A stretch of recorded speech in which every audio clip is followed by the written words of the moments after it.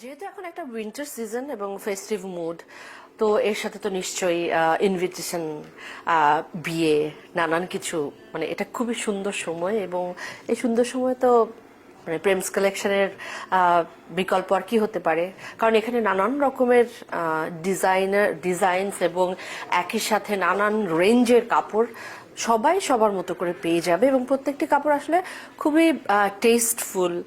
আমি আজকে পুরোটা আমি ঘুরে দেখলাম, বিশেষ করে আমি এখন তো আছি যেখানে জেন্টস সেকশনে খুব ভালো কালেকশনস, এবং ওমেন সেকশনের কথা তো বলতেই হবে। একটু যারা ফেস্টিভ কাপড় পছন্দ করেন বা কিনতে চান, তারা একেবারে চোখ বন্ধ করে চলে আসুন প্রেমস কালেকশনে।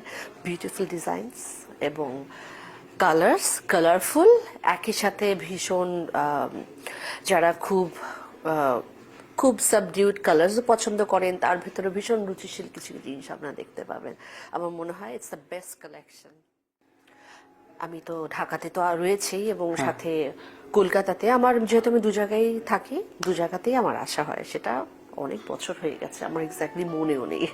আচ্ছা, কালার্স নানান রকমের, কারণ এখন মেন্স কালেকশনস মানেই কিন্তু ছেলেরা যে পাঞ্জাবি শুধুমাত্র খুব সাবডিউট কালার্স পরবে তা নয়, নানান রকম প্যাস্টেল শেডস রয়েছে, কিন্তু সাথে একটু ভাইব্রেন্ট কালার্সও রয়েছে, একটু ইন্দো ওয়েস্টার্ন রয়েছে, একটু ইন্ডিয়ান তো অবশ্যই পাঞ্জাবি, কিন্তু এটার সঙ্গে যখন ওয়েস্টার্নটা ফিউশন করে বানানো হয়, সেগুলো খুব ভালো।